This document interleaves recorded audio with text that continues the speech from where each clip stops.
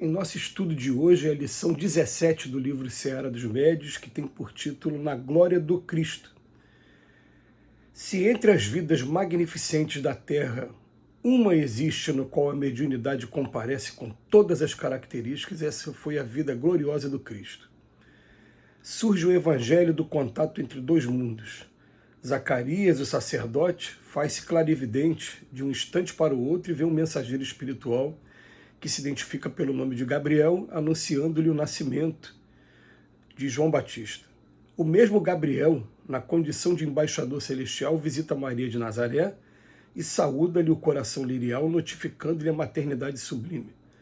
Nasce então Jesus sob luzes e vozes dos espíritos superiores. Usando o magnetismo divino que lhe é próprio, o excelso benfeitor transforma água e vinho nas bodas de Caná. Intervém nos fenômenos obsessivos de variadas espécies, nas quais as entidades inferiores provocam desajustes diversos, seja na alienação mental do obsidiado de Gadara ou na exaltação febril da sogra de Pedro.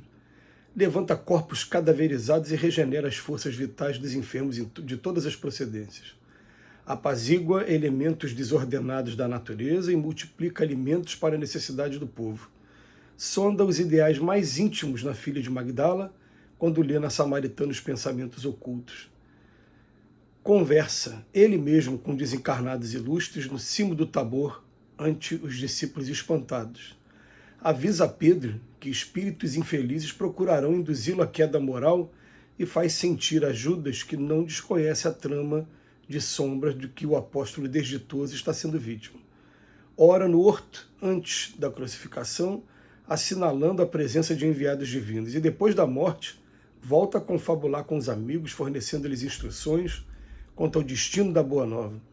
Reaparece plenamente materializado diante dos aprendizes no caminho de Emaús, e mais tarde, em espírito, procura Saulo de Tarso nas vizinhanças de Damasco para confiar-lhe elevada missão entre os homens. E por que o jovem perseguidor do Evangelho nascente se mostra traumatizado ante o encontro imprevisto? Busca ele próprio a cooperação de Ananias para socorrer o novo companheiro dominado de assombro.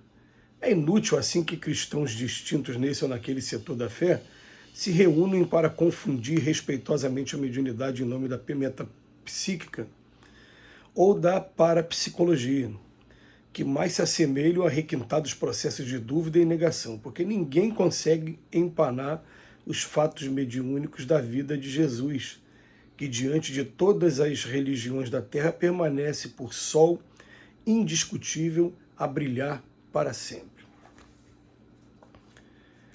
Realmente, se estudar a vida do Cristo quando o tema for mediunidade, e a gente chama de mediunidade aquele que está encarnado e que sente de alguma maneira a influência dos desencarnados.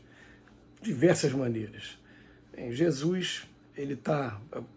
O Emmanuel assinala aqui dois momentos aqui distintos que são interessantes da gente analisar. O primeiro é o que fala assim, Jesus confabula com discípulos já desencarnados. Quem são eles? Elias e Moisés.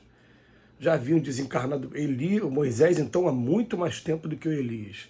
E Jesus conversa com os dois e até o Pedro, Tiago e João observam aquela cena e ficam tão espantados e ao mesmo tempo, vamos montar barraca? Ele queria montar barraca para os espíritos dormirem, uma coisa até interessante, né? E mais notadamente também, quando sobre a expressão genérica de demônios, Jesus o tempo todo afasta aqueles espíritos que estavam perseguindo e prejudicando as pessoas. E perseguindo e prejudicando, né, não só no campo mental da alucinação, mas principalmente estavam fazendo algumas pessoas se curvarem, né? Isso é possível, a gente sabe que isso é possível, a gente sabe que tem espíritos que sabem que o ponto fraco de uma determinada pessoa está em determinado órgão do corpo, ataca aquele órgão do corpo quando tem realmente uma relação de causa e efeito com aquela pessoa. Ou seja, a gente estuda na doutrina espírita que esses fenômenos, para acontecerem, tem que ter uma ligação muito grande entre o espírito e aquele que está encarnado.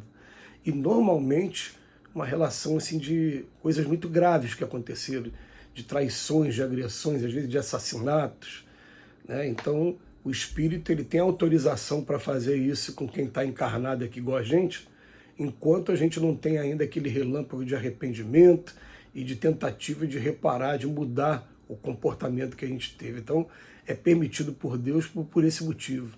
Mas, voltando para a vida do Cristo, ele teve contato tanto com espíritos considerados entre nós aqui, superiores, e também espíritos inferiores. Ele é claro, Jesus é o guia e modelo para a gente, pergunta 625 do Livro dos Espíritos, diz lá que é o espírito mais evoluído que esteve sobre a Terra em todos os tempos da humanidade, é o espírito mais evoluído, por isso ele é guia e modelo, é o nosso irmão mais velho. É muito interessante, né, quando a gente escuta ele no Evangelho de João falar assim: sois deuses, tudo que eu fiz vocês também podem fazer, só depende de vocês agora. É muito profundo isso, ele é muito profundo também todas as vezes que ele se dirige ao Pai como uma terceira pessoa, mostrando que ele e o Pai não são uma pessoa só. Né? Bom é meu Pai que está no céu. O tempo todo ele bota essa distinção da terceira pessoa, de mais uma pessoa. Mas no livro da Gênese, de Allan Kardec faz uma afirmação, né, que Jesus ele é médium diretamente de Deus. Por ser o representante maior de Deus aqui na Terra, ele é médium por ter se relacionado com os espíritos aqui por perto e provocado vários fenômenos, né? Tudo bem, mas ele não precisava de nenhum anjo da guarda, espírito, para poder ajudar, não. Na verdade, ele fazia sintonia com outros cristos igual a ele e diretamente de Deus. Ele é médium direto de Deus. É o espírito mais perfeito. É claro que tem outros fenômenos que a gente não vai classificar na mediunidade. A gente vai classificar na emancipação do corpo. Né? Quando vai falar aqui da transformação da água em vinho, a gente o magnetismo, ele dominou, o Emmanuel assinalou isso, ele dominou o magnetismo divino e consegue manipular os elementos aqui da Terra só com a força do pensamento e do sentimento. Ótimo. Tem muitos outros fenômenos que, é claro, uma página pequena como essa, não tem como você descrever todos, estão todos no Evangelho, mas fenômenos que são de emancipação da alma. Por exemplo, Jesus está com Pedro dentro do barco. O corpo fica aqui parado, ele sai, olha ao redor, volta para o corpo e fala: Pedro, joga a tua rede à direita. Esse fenômeno da pesca milagrosa aconteceu tanto ele encarnado como depois dele desencarnado também, né? 2 vezes, para dar prova para Pedro 2 vezes. E também, notadamente, quando ele está indo para o martírio em Jerusalém, que ele fala: olha, pode entrar na cidade, quando vocês entrarem em Jerusalém, na primeira árvore vocês vão ver um jumento amarrado, traz para mim que eu vou entrar montado nele. Quer dizer, está demonstrando ali a emancipação da alma. A gente vai chamar de fenômeno mediúnico quando tem algum espírito envolvido. Então, por exemplo, o anjo Gabriel, eu vi o Gabriel. Gabriel apareceu para João Batista, depois apareceu para a própria Maria para avisar sobre o nascimento. Aí sim, a gente vai pensar, né? Ó, depois Jesus, ele aparece para Paulo de Tarso, já é espírito, não tem mais corpo, e depois ainda vai até o Ananias e fala: Ananias, recebe o Paulo e restitui a visão ao Paulo. Quer dizer, esses são fenômenos mediúnicos, claramente, e tem gente que fica incomodada, às vezes, com essa terminologia nova que foi trazida através da doutrina espírita, mas vamos simplesmente entender que mediunidade é a capacidade de sentir a influência dos espíritos, seja de que maneira for.